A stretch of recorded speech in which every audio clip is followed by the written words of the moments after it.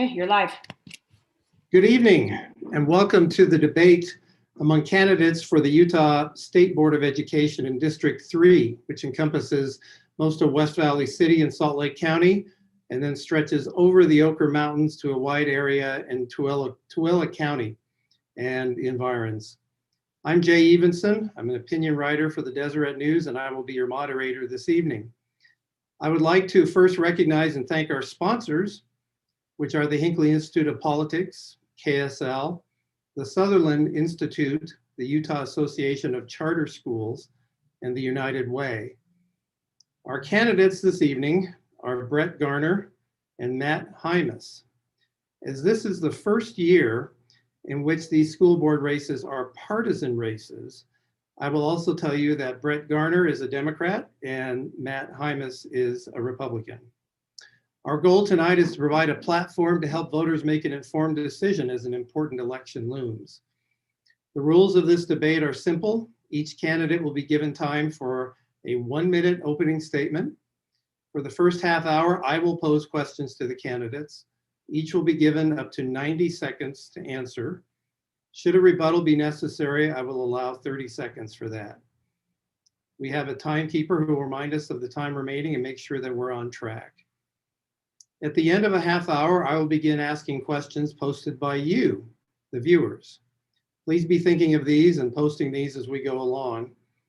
If I don't get any viewer questions, I will continue asking questions myself. Now, prior to the debate, I met with both candidates to review the rules, and we held a coin toss to determine who will go first. Brett Garner won that toss and will now be given 1 minute for an opening statement. You may proceed. I'm Brett Garner, and I'm running to be your representative on the Utah State Board of Education. I seek to represent District 3, which, as Jay mentioned, covers most of West Valley City, as well as Magna and all of Tooele and Juab counties. I'm the husband to a wonderful special education teacher and coordinator in Granite School District. My mother taught kindergarten in the Davis School District for 40 plus years. I'm the father of 3- and 5-year-old boys who attend Rolling Meadows Elementary, and I have a bachelor's in political science from the University of Utah and studied local education policy while I was there. I'm running because I believe the State Board of Education needs advocates for public education to ensure taxpayer money is spent wisely and that our students can achieve high standards. I'm concerned that there are efforts to remove oversight from the public's representatives and put it in the hands of political power players. To combat that, I want to increase transparency and accessibility. My goal will... Oh. Thank you. Oh, thank you. Mr. Hymas. Yeah, thank you. And thank you for organizing this event tonight and inviting me to participate. My name is Matt Hymas. I grew up in West Valley City and graduated from Hunter High. I lived in Magna for 20 years, and I'm currently living in Tooele County with my wonderful wife and 5 children. I've spent my entire career in education, and it all started in the classroom teaching math and kind of blew up from there. I've coached baseball at the high school level and basketball on the high school level or every level beneath collegiate. I've been an athletic director, a junior high principal, an assistant high school principal, and I'm currently a high school principal. My father is a math teacher in the Granite School District and has been for over 30 years. He's actually the one who inspired me to go into teaching. Of my 5 children, 4 of them attend a charter school, and one of them, my oldest, will graduate from Cypress High School this spring. I have a Bachelor of Science in Mathematics Teaching, a Master of Business Administration, and a Master of Arts in Educational Leadership. I have seen the educational process from almost every angle. I know the value of education, and I want to work with families to teach their kids the value of education, just as my father taught me. Thank you. The first question I want to get into budgeting a little bit. As you both know, the State Board of Education distributes a budget of more than $4 billion to public schools and public charter schools. This is a great responsibility, and I was wondering what makes you qualified to manage that kind of a budget? And we'll begin with you, Mr. Hymas. Yeah, if I'm honest, I've never had the responsibility of a $4 billion budget even near my plate before, so this is a big task. But let me share some of my experience. I, of course, have my own family to look over, but I have also managed budgets in an ecclesiastical setting, as a teacher, as a coach, as an athletic director, and as an administrator. I also served on the West United Soccer Board as its treasurer for a few years, so I do have some experience in managing budgets. However, not only do I have experience managing budgets, I also have been trained in managing budgets through my master's in educational leadership and my master of business administration. Thank you. Mr. Garner? I believe you're muted, sir. Sorry, I'll confess some trepidation as well with that number, but I think my willingness to engage with the community I represent, along with seeking out the best evidence-based research, will help ensure that my votes will help see that funding spent effectively. I will be guided by the principles that we need to get as much funding as possible to reduce class sizes, reduce the administrative load on teachers, and ensure we are seeing increasingly positive student outcomes. I believe we need to continue to keep oversight in the hands of the state board and not shunt off or outsource to other groups or unelected individuals. And so that's what I think we need to do. There's been some failures we've seen of charter schools and even some public schools over the past years. And we make sure that we keep an eye on those funds and have strong auditing procedures. And we want to do that. We need the state board to be in charge of that. Thank you. While we're on the subject of budgets, the COVID-19 pandemic has wreaked havoc with a lot of public budgets around the state. And I think local governments, school boards are just now beginning to come to grips with what this means. If budgets need to be cut, where do you think they ought to be cut? And how would you make that decision? And we'll start with you, Mr. Garner. You know, when I listened to the state board go through their exercise earlier in the spring, summer to reduce it, I thought that was a good exercise, but I also feel like we shouldn't be reducing our education budget at this time. I think we need to increase our education budget. There are so many things that we need to fight back against in terms of students having positive growth during this time period, making sure they get to proficient grade levels. I don't think that we should remove as much funding as we need to. I think if we do need to reduce funding, we need to do it in a way that, like I said, reduces administrative load if possible, although we have the lowest administrative load in the country right now in terms of taxpayer, in terms of per pupil going to administration. So I think we're doing a good job there. You know, I think that the main thing is, I don't think we should reduce the education budget. I think we will see a stronger economic recovery if we maintain and increase our education budget on the state level. And so I'm going to stand against budget cuts unless they are absolutely necessary. And we'll probably have to look into some things when it comes to balancing the budget around, and maybe we look into different taxing structures. And I'm open to looking at that, but not cutting the budget, in my opinion. All right, thank you. Mr. Hymas. Yeah, I'd love to keep the budget. I think it'd be fantastic. Unfortunately, we have been having to have some of these discussions already. This topic has been broached in the schools, right? We have to plan and be prepared for things like this. There's a couple of things, and I know that they just kind of scratch the surface. They're not high dollar savings, but one of the thoughts that I had was, you know, during this pandemic, we might need to put new curriculum or changing out curriculum on hold for a second. And I know that might rub some of the people the wrong way, but my number one priority is I don't want teachers to lose jobs, right? I don't want kids to not have a place to go. And so I think that might be a safe way. And of course, there's a lot of people out there who have a lot of better ideas, and I'd love to talk to them. But I think that we can look into some areas, transportation, as some schools have gone to this modified schedule. Maybe we save a little bit here and there. And of course, like I said, this is nickel and diming, but we have to be ready. We kind of hoped that COVID would go away, but as our numbers in Utah continue to spike, I think we have to be realistic and really think about this. So anyway, there's a couple of ideas. Thank you. I want to stay right there for a minute because you talked about hoping that teachers don't lose their jobs. Now, Utah went into this pandemic already with a troublesome teacher shortage. And just anecdotally, I know of many teachers who have quit during the pandemic for various reasons. They couldn't handle the load of teaching online, in some cases having to teach online and in person. So what would you do to resolve this teacher shortage, which seems to have become an even bigger problem than it was before? How should school districts and charter schools attract competent and effective teachers? We'll start with Mr. Hymas.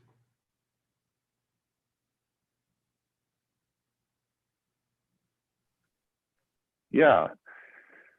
So yeah, effective hanging on to our teachers, first off, is key. It's priority. We have to hang on to our teachers.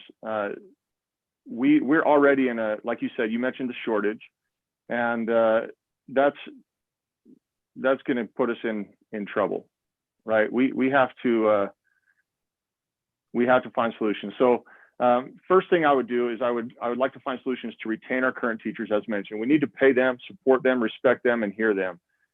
Teaching is an exhausting job. And I'll tell you, I stepped into the classroom to sub for one of our math teachers this past Tuesday, and I'm still tired, all right? So sometimes just a little recognition goes a long way. As an administrator, when I have the opportunity to sit down with one of my teachers and just visit with them, ask them how things are going and what I can do to help, I can get a small glimpse of what they're experiencing and how I can support them. Second, we need to ask ourselves, why is there a teacher shortage? I understand that there's pressure involved, especially with this COVID. I mean, you mentioned that there's some pressure here. And so we need to look at that and say, okay, what is driving these teachers out? Is the pay too low? Are there too many regulations? Is there too much pressure with the COVID? Do teachers feel supported not only by their peers and administrators, but by the families within their communities? If we can answer these questions, I believe we'll see why there's a teacher shortage, and we can then begin to solve it. We want our teachers to be happy. We want them to have healthy and positive relationships with their students. So I think that's a good way to kind of hang on to the teachers that we have and get more people interested. Thank you. Mr. Garner, what would you do about the teacher shortage? So in my discussions with the Tooele and Juab and Tintic superintendents and district board members, I heard clearly that we need some state level leadership on this issue. It's being felt acutely in the rural areas, and I think we need to first look at an equalization or a WPU adjustment so that urban districts and rural districts that don't have as strong tax base can both pay teachers more, and that we can have strong compensation for all teachers. I think that this is something that has been going on for a long time, and I'm committed to finding a solution for that. I think the school board needs to encourage the legislature to increase teacher pay and restore strong retirement benefits. The state board should put out standards for compensation that districts should attempt to meet, and work with education associations and others to keep salaries close to other professions. The state board should ensure that teaching is seen not just as a viable long-term career, but as one that is respected by the workforce. It should be seen not as a sacrifice to be an educator, but as an honor that is well compensated. And the board should ensure that teaching is not just a recitation of facts to be tested upon, but an opportunity to help children become their best selves regardless of their background. So that's my main thought. I think it's respect, I think it's compensation, and it's got to be a statewide solution that we work towards in equalization. Thank you. You know, we're in the middle of an election season, and this time of year we hear a lot about education from a variety of candidates running for office. We have people running for governor who have education platforms. We have people running for the legislature who talk about what they'll do for education. We have yourselves running for the State Board of Education. We have a state superintendent, and we have school district boards on the district level. Um, Everybody seems to want to do something about education. My question to you is, who should be the primary driver of education policy? Which of these ought to be the primary drivers? It seems like, as one lawmaker explained to me, we have about 12 people trying to drive the school bus. Who should be the primary driver? We'll start with Mr. Garner. I believe everyone has a part to play, no matter what their position, but the main drivers are parents, teachers, and administrators in individual schools. I think too much of our education policy in the past couple decades has really been driven by two groups, the federal government and billionaires.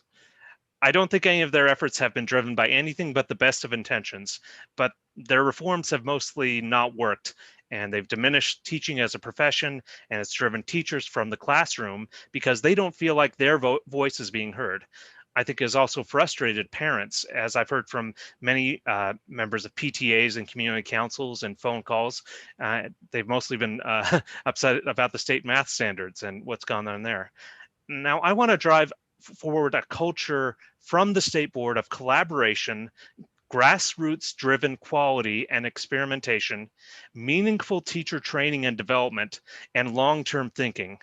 We've seen examples where this has worked in places like rural Leander, Texas, and urban New Orleans and suburban Brockton, Massachusetts. And I want to adapt those successes in Utah. Most importantly, the state board has to drive the funding discussion forward to make sure that all these things are possible. And that's what I feel. Thank you. All right. Thank you, Mr. Hymas. Yeah, so the primary driver for education policy should be the parents, communities, the schools, and the school districts. Absolutely. We need to hear and listen to what the needs of the kids are and those who are educating our kids. For me, the drive has to come from the bottom up. As the state school board members, the legislature, or the governor hears concerns, then we work together with the schools to find the solutions. All right, thank you. You know, as I mentioned at the beginning of this debate, this is the first year in which these races are partisan. There have been many debates for years about what's the best way to govern state education. And by no means do we know if this is going to be the permanent solution. I'm not going to ask you specifically whether you think it's good that these races are partisan, because you are running as representatives of your party. But I'd like you to tell me why you think your affiliation is important in this race and why voters should consider that. And I think we'll start with Mr. Hymas. Yeah, thank you. I appreciate that. You know, I don't mind the partisan election for the state school board. I think that partisan elections, although that, you know, I don't know if we don't need to bring it into education per se, but partisan election gives the voters a general idea of an individual's values, right? And not only that, the voters, they're more familiar with the partisan format than they are the appointed format. So the hope is to get more people involved and to dig deeper into the issues. It's wonderful events such as these that have been put on here tonight and in previous nights that are helpful in doing that. So, yeah. Thank you. Mr. Garner, why is being a Democrat important? Well, first of all, I want to say I don't think these state school board elections should be partisan. I was very happy with Lori-Ann Thorpe and the job that she was doing. If she would have still be in the race, I probably wouldn't really be running. I'm proud that she's supporting my election to the school board this fall, as well as her predecessor, Linda Hansen. But if we are going to remain partisan, my opponent said in another forum that party affiliations shows values, and I agree. I chose to affiliate with the Democratic Party in this race because Utah Democrats have consistently put supporting public education as the #1 priority in every race we run, because it is good policy and it is morally good. We are the party that has stood up against school vouchers, against removing the earmark on education funding, against the reductive policy of letter grading schools based on standardized tests, and we've always stood up for increasing education funding, reducing class sizes, and increasing teacher pay. So I'm not running away from my label this year, but I am making the point that many of these policies are supported by most Utahns, regardless of their party affiliation, and that's why I'm running. Thank you. And a related question to that has to do with what really is the best way to run the State Office of Education. And we've had a number of suggestions and proposals by members of both parties. A couple of years ago, Jim DeBacchus, who is a liberal Democrat, suggested and actually tried to run a bill that would do away with the State Board of Education and just have the superintendent run things. Last year, the Governor Herbert, in his budget statement, said he wished that he would have the power to appoint the Board of Education. And when I pressed him on it, he said, well, he at least would like to be able to appoint a certain number of members of the State Board of Education. Do you believe any of these new ways of doing things would be good, or should we keep the board strictly elected by the people, recognizing that for some people, these are far enough down the ballot that they may not have a good idea who they're voting for? Hopefully tonight we're educating them a bit, but how do you think the board ought to be chosen? I believe, Mr. Garner, we start with you this time. Yeah, this school board isn't the highest profile race, either on the state or local level, but I think in this year, we've seen how important it is to have school boards that are responsive to the public. We've seen them make very important decisions, life or death decisions for the children, teachers, parents, staff, and this is something that I think we need to have the public have a voice in. I would not support the abolition of the school board. I think it would be a mistake and that would subject our schools to more partisanship. I don't think partisan school boards or governor appointed superintendents work in other states, and I would oppose them in Utah. Thank you. Mr. Hymas. Yeah, it would be very difficult to replace the diverse minds represented on the State Board of Education. You know, as you know, the state is broken up into districts that represent every county.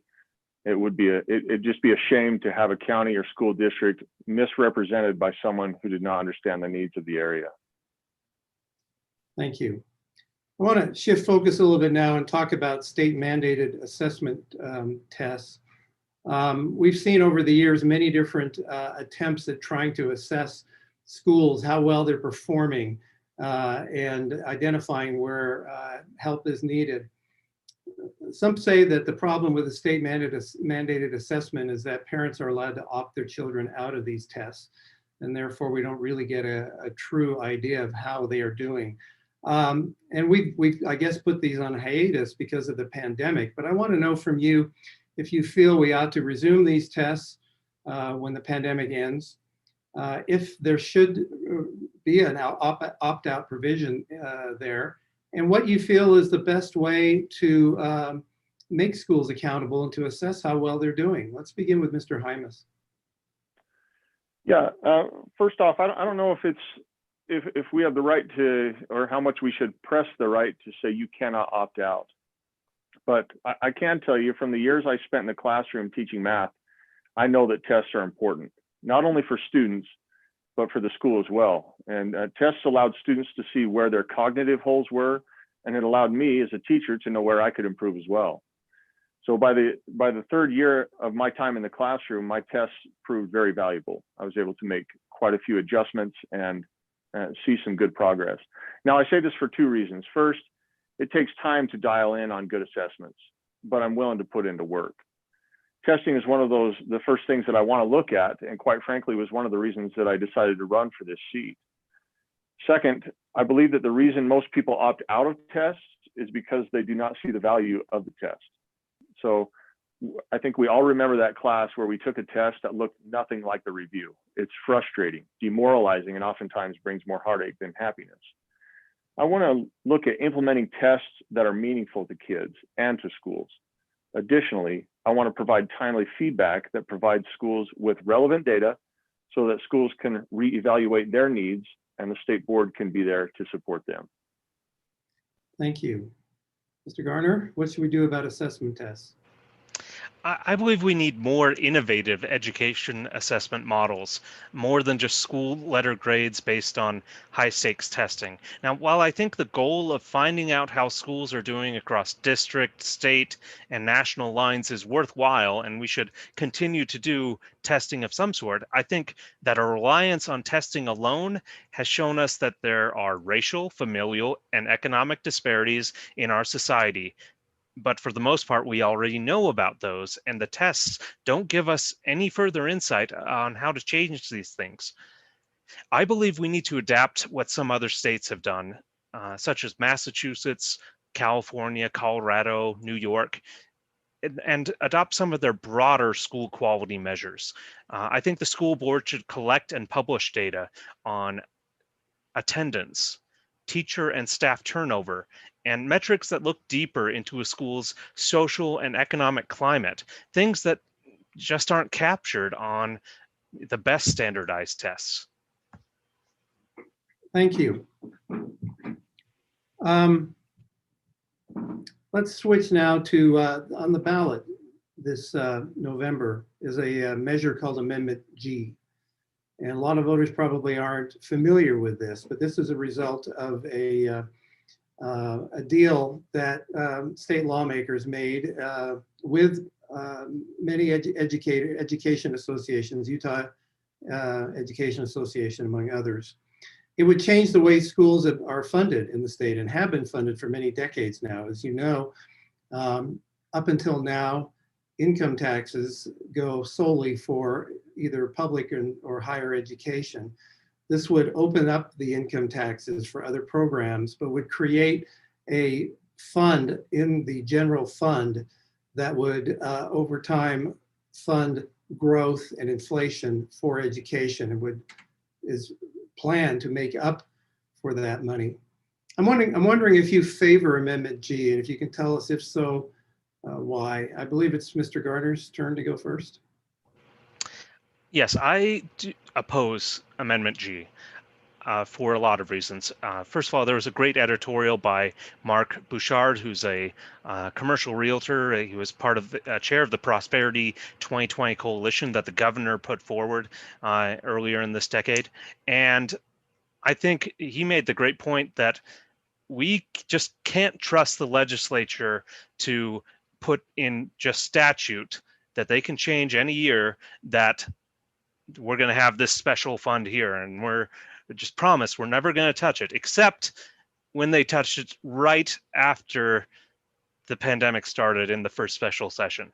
So I think that is a mistake. I look at the report that was done by the Utah Foundation in 2016. It's a nonpartisan group. They said it's called Getting By with Less. And they had 4 things that really hampered our education funding effort over the past 20 years. And this Amendment G does not address that at all. I think what we need to do is add in more progressivity in our income tax. And if we do that, we don't need a constitutional amendment. We can fund maybe some other programs because of that, but I would not support this current Amendment G. Thank you. Mr. Hymas, Amendment G. Yeah, for me, Amendment G is a risk, and I really don't have enough information to take that risk. It makes me nervous to take money from one area and try to fill in that hole with different money. So before making any changes to funding, I'd like to see if we actually don't have enough money, or if we are not wise in where our money goes. So right now, I know I saw this yesterday. I got this thing in the mail. I looked into it. Right now, Tooele School District is asking voters to approve a $170 million bond to build 3 schools, an elementary, a junior high, and a high school. Now, compare this to the $250 million bond that was used to build Corner Canyon High School, just the one school. So I commend Tooele School District for their efforts to spend reasonably. We are spending hundreds of millions of dollars on some schools, while others are literally falling apart. We can't risk even a fraction of our funding source. I will vote no on Amendment G. Thank you. I'd like to alert our viewers right now that this is going to be my last planned question. So if you have questions that you would like to ask, please post those now, and we'll try to get to them. a lot of students are working out of textbooks that are older than they are. And I was wondering how you're going to work to modernize education and to ensure Utah students are prepared to succeed in a world that's increasingly technology driven. I believe we begin with Mr. Hymas. Look, I want to get local schools and communities the resources that they need to be successful.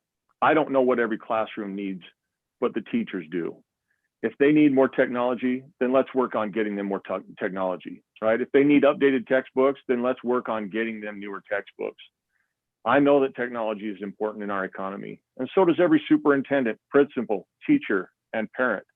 I want to leave modernizing schools into their very capable hands and support them. My screen is frozen. I don't know if anybody else's is. Oh, come on. Did it clear up?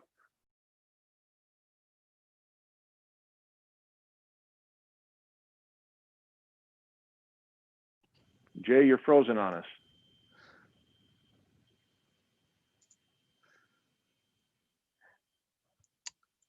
I think I'm moving.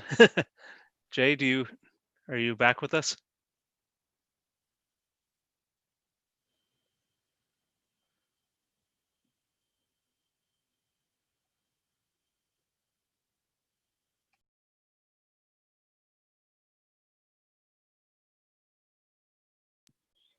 Hopefully Jay can join us very quickly. Just hold on a second, everyone.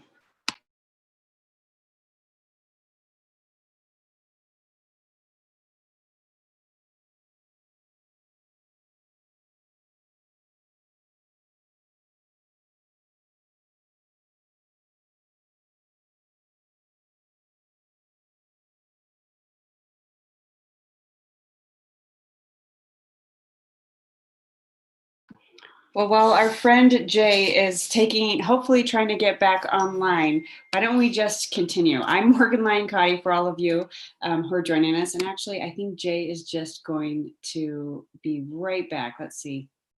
Here he is. All right, Jay, keep going. Okay. Sorry about that. This never used to happen when we would have in-person debates. The last thing I heard, Mr. Hymas, you had begun to speak, and I'm afraid we didn't get very much of what you were trying to say about textbooks. Would you mind beginning? No, I don't have a problem repeating that. I want to get local schools and communities the resources that they need to be successful. I don't know what every classroom needs, but the teachers do, the principals do.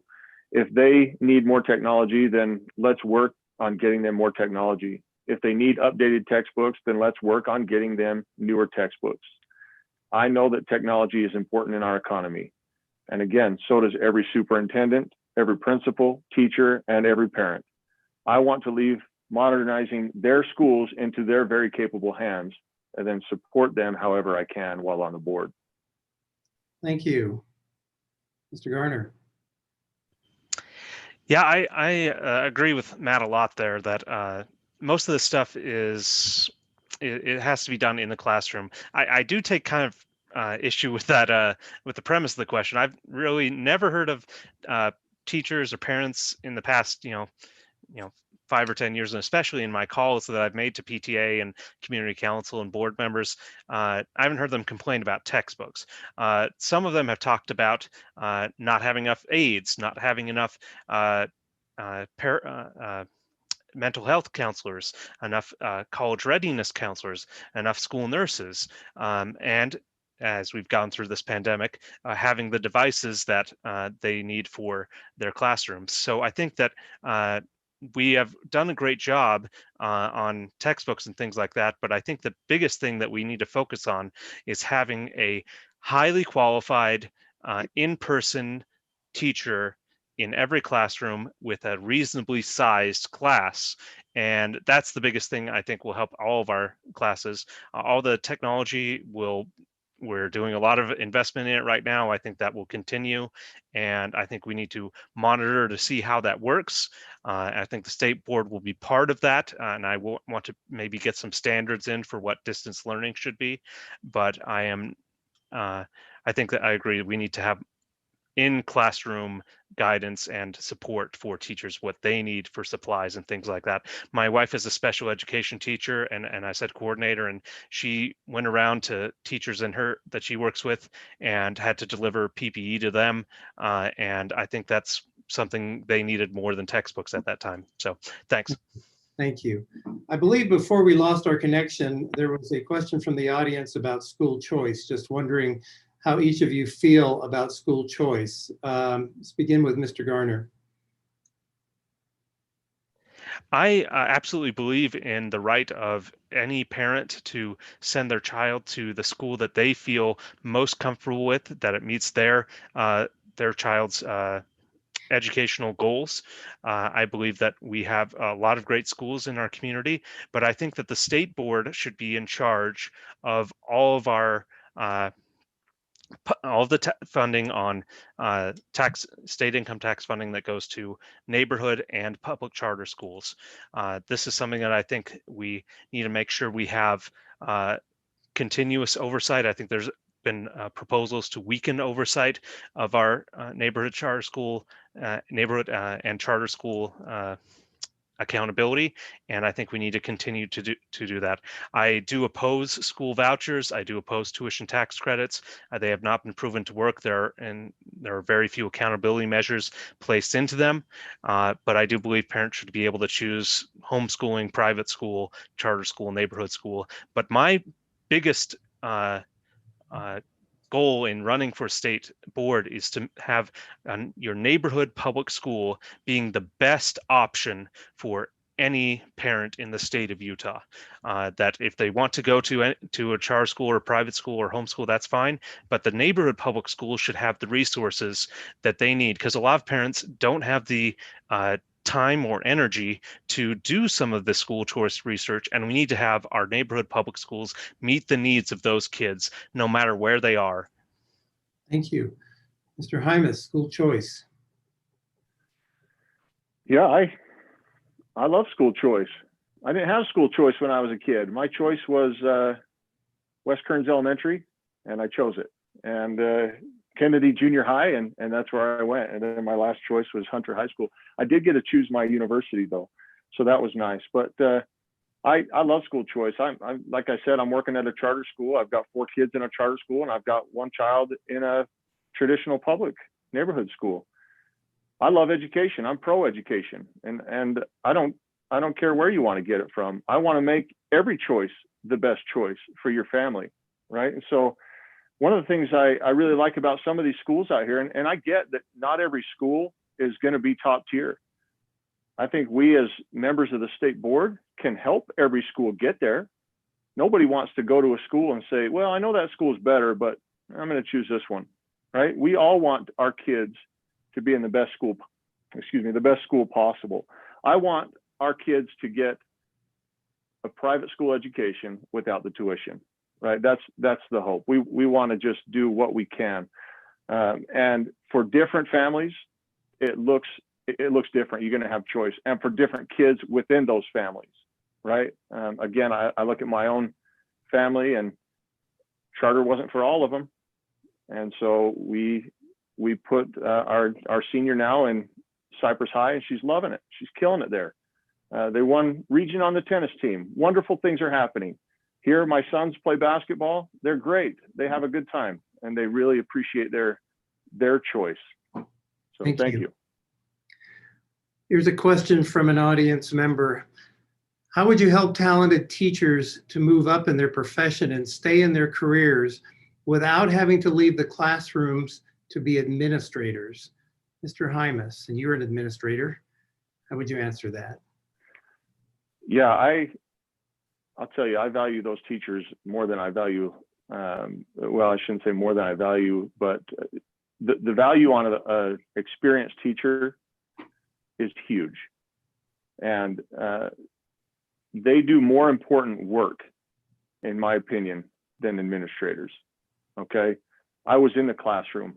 It's hard work. You change lives in a classroom.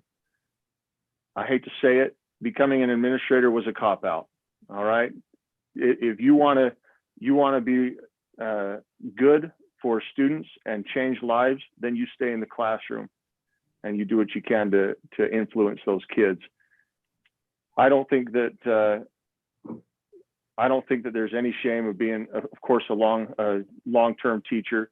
My father is a long-term teacher. I love him to death, and I love and respect what he does. I would love to find out ways to reward our veteran teachers as they have stayed longer and longer. You'll notice that on the pay scale, their percentages get smaller and smaller the longer they've been there. We need to probably look at raising the gap. A lot of teachers have to go through school to get a master's or even doctorate degree to get additional pay. We need to maybe re-look at that and say, okay, do I need you to get a master's degree to get additional pay, or are you just that good where you should get additional pay? So I think looking at that could be very helpful in keeping these teachers in the classroom. Thank you. Mr. Garner.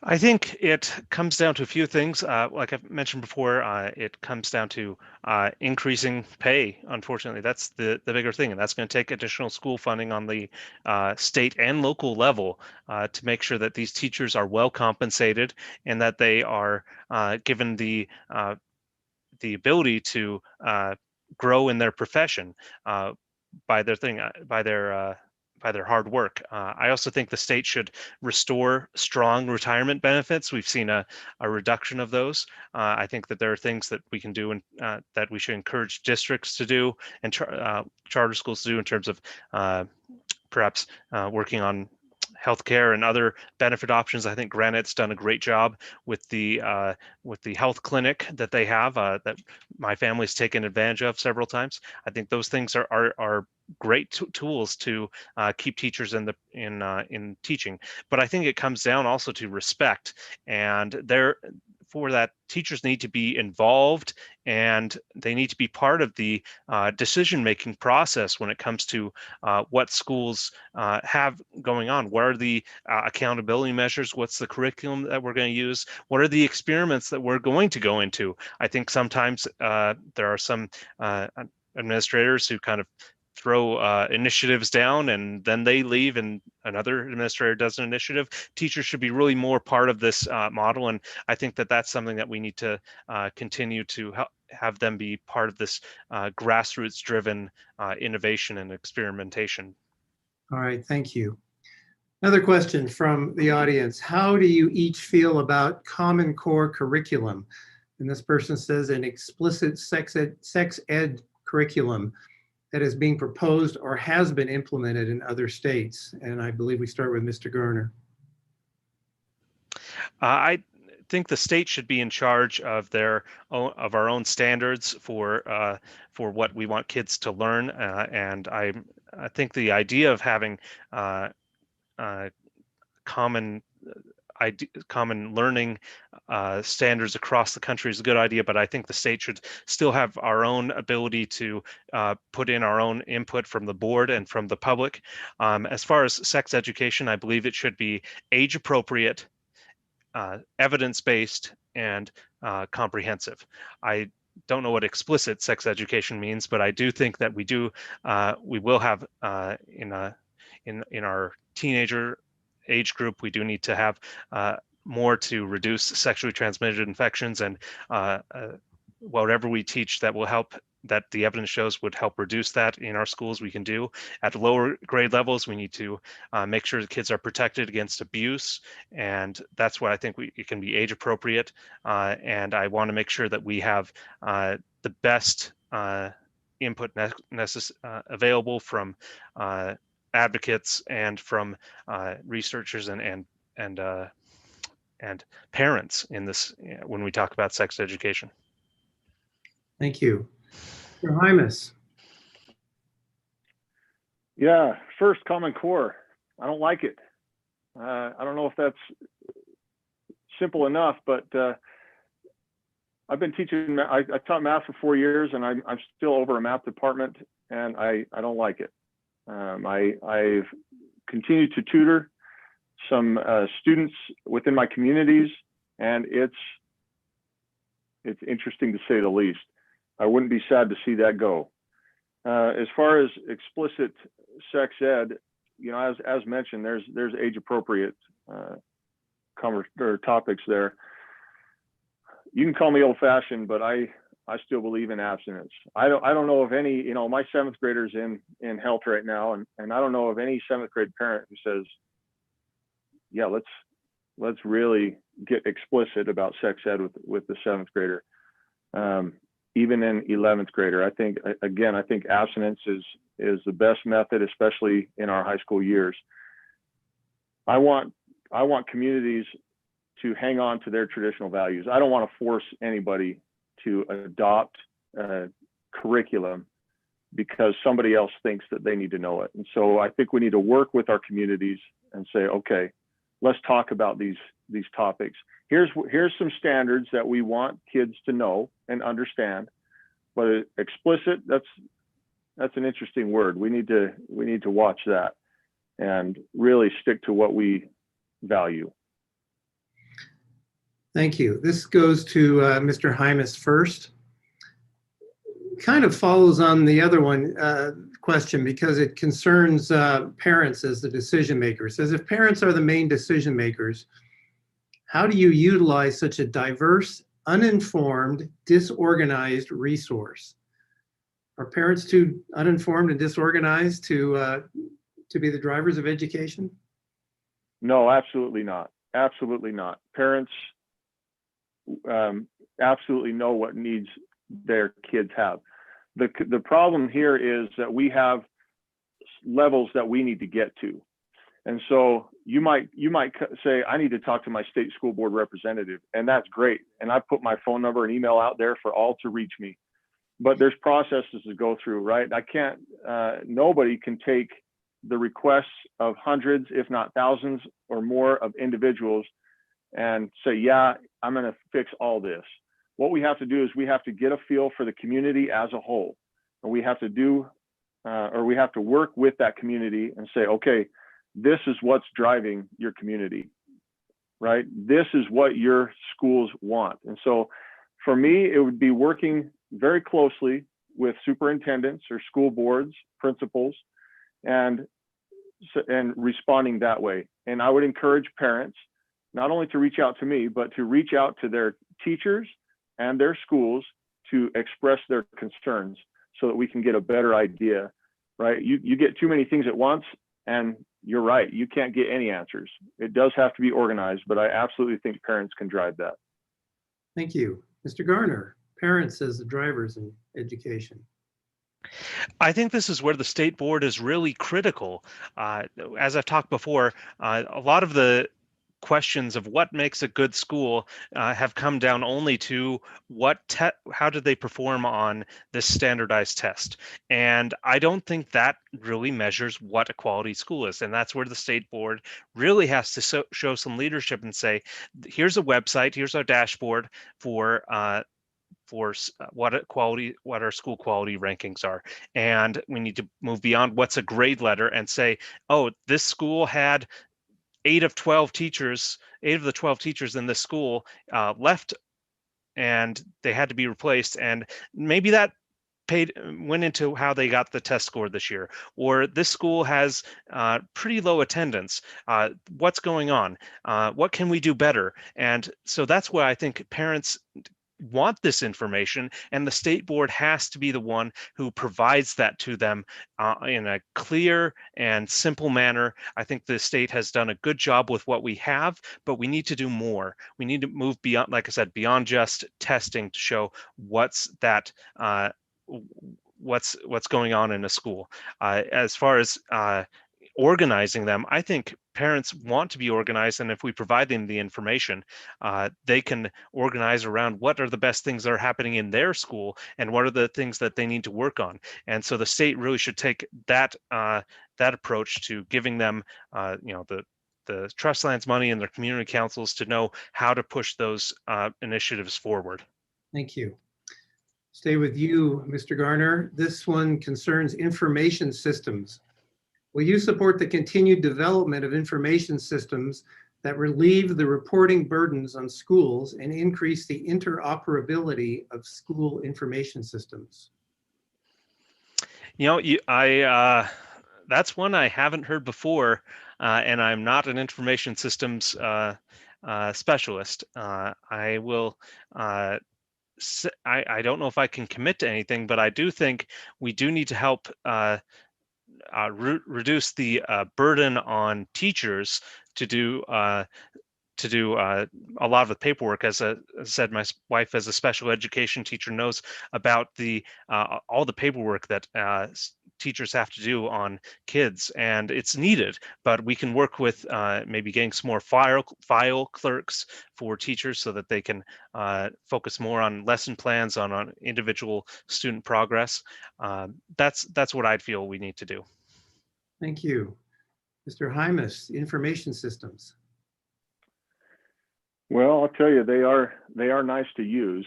I was actually sitting at my desk the other day thinking, I don't know how those guys in the 80s did it. You can't. I don't know if I could live on a Rolodex. But you do have to be careful, right? They're very valuable, and they can provide you with information instantly about how to help individuals, looking at grades, looking at health needs, IEP, 504s, all these things can be pulled up on your screen instantly. So they are very helpful. We use them regularly in the classroom. However, we're currently going through the process of changing information systems, and they're hard to learn. They are so complex. And the one that we're looking at is just so full of information, I don't think I'll ever learn it all. I do think that as we look at information systems, though, we have to be careful. I heard on the radio this morning, and I haven't really looked into this, but it talked about some of the online schools helping school districts and then selling student information, which is terrifying, absolutely terrifying. And it has no part in our education. So we really do have to be careful about what we put out there and who has access to it. But school information systems, I would say they are a necessity in our schools. Thank you. We'll stay with you, Mr. Hymas. This person asks, in light of the attention on police reform, how do you feel about resource police officers in schools? I support them. I think that they're needed. Police officers are good people who work hard to keep us safe. And yeah, we've seen some bad apples fall off the tree. And that for me, that doesn't mean we go and start plucking police officers out of schools. We still need that. Now, if we need to talk to officers about certain regulations or certain things that need to take place in a school, certain sensitivities that you can and can't do because you're on school grounds. I mean, this is different than being out on the streets, right? We're in a school, and so there needs to be some additional training there. And we need to make sure that the police officers are happy to be here, right? I don't want a disgruntled police officer in the school who just hates his job. You're going to find trouble there. So absolutely, I think that if a school needs it and it can help the environment and help families feel safe, absolutely. But at the same time, we need to be protective of who we're putting in there in the school. Just because they're a police officer doesn't mean that they're fit for that position. We need to find the right spot for that individual. Thank you. Mr. Garner, resource police officers. Students who are afraid for any reason to go to school will not have positive educational outcomes. And the challenges we see from bullying, hazing, and suicide affect too many of our students. And we're not free from violence in the schools. While the pandemic should encourage more medical personnel spending, the state board should encourage spending on mental health assistance for students, and additional counselors, social workers, and special education teachers and other professionals can work with parents, teachers, and administrators to help students beyond what a test can measure. And I think school discipline should be handled in school and not through law enforcement unless absolutely necessary. I'm committed to ending the school to prison pipeline, and I want to transition funding over time from school resource officers to more effective disciplinary approaches. And I want to help youth who are in custody, including at the Decker Lake facility that is in our district, overcome mistakes to become productive members of our community. And I think this is a great role for the state board to be part of. Thank you. This will be our last question tonight. It's not an easy one. I like the idea of lower classes. How do we make, lower class sizes? How do we make that come about? This is not just $1 million question. This is a many $million question. Mr. Garner, you go first, please. That is the big question, and I think this is one of the things that when we've looked at what the state funding has done over the past 20 years, we've seen a reduction of about $350 million every year because of changes to our state income tax system, and especially in the about 15 years ago with the move to the flat tax. And so that's why I think we need more state funding that can come from a more progressive income tax system, where those who make more can contribute more to our education system. We are going to see this year probably a lowering of income tax because much of our population has had it economically bad, but some have gotten really well. And so we need to capture that highest level. And most of those people probably had good property taxes because the real estate's been going pretty well over time. So the state needs to capture the income side, and the counties need to capture the districts need to capture the property tax side, and together we can do things to increase funding to lower class sizes.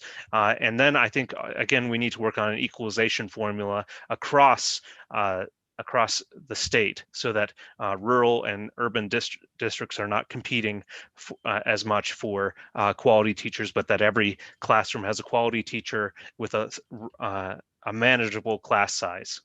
Thank you. Mr. Hymas, how do we reduce class sizes? Well, it takes a lot of resources.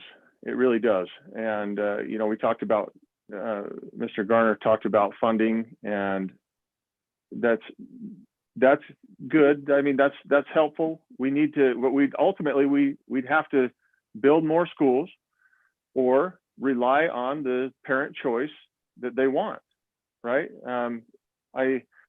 I thought about this a little bit. I was thinking about charter schools, and I thought, what would happen if all charter schools went away? Well, I'll tell you, Granger would be flooded. Westlake would be flooded, these areas, Cypress, they'd pick up a bunch of kids. Those class sizes would just balloon. You can only do so much, right? You have a school that holds X amount of people, and you have X amount of students within that area.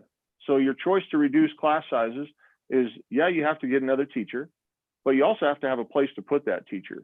This is why charters, private schools, homeschool, online school, traditional public school, this is why all are important, because not only are we meeting the needs of families, but we're not forcing more and more students into the public classroom to overwhelm teachers. And they're overwhelmed. They already are overwhelmed. And so, yeah, I think that we can take measures. We probably need to look at what we can do to build additional schools and get those class sizes down. But right now, I think our choice really helps with that. Thank you. Now we go into our closing statements, and we'll begin with Mr. Hymas. 1 minute, please. Yeah, it's first off, it's been a privilege to be here tonight. Thank you again to those who put this event together and to those who participated online. I love education. I cannot express to you the importance of this work, but it's not about me. This is about your kids and what their future will look like. My mission is simple. It is to provide local parents and leaders the ability to educate their students according to the needs of those within their communities. My objectives are to serve the diverse educational needs of families, empower local professionals who best understand the needs of their students, find the most effective testing methods, and improve feedback given by the state. You will notice that each of these objectives are geared towards serving you and your children. We share a common goal, and that is to provide the best education possible for your kids. Vote for me, Matt Hymas, and I will do all within my power to strengthen your schools, your communities, and your kids' desire to learn. Thank you. Mr. Garner. I want to thank all the sponsors of tonight's debate, the moderator and all those who asked questions, and everyone who watched or will watch this broadcast.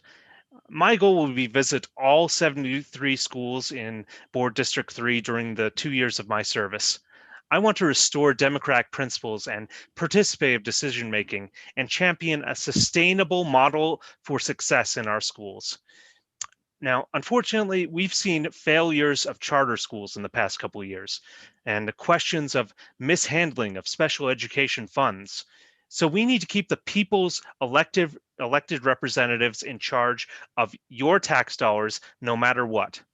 I ask you to take this race seriously, and I appreciate and thank Mr. Hymas for taking the time to show our different visions for this race, because it really does matter who you vote for this fall. Please visit my website, brettgarner.org, or call or text me at 801-573-4759 and speak with me directly. Thank you again, and good night. Thank you. Well, the hour has gone by quickly. I'd like to thank our candidates, Matt Hymas and Brett Gardner. I'd like to again thank our sponsors, the Hinckley Institute of Politics at KSL, the Sutherland Institute, the Utah Association of Charter Schools, and United Way. And most of all, I want to thank you, our viewers, and thank you for your questions. Thank you for your attentiveness. We hope this has been informative, and we hope you vote on November 3rd. Thank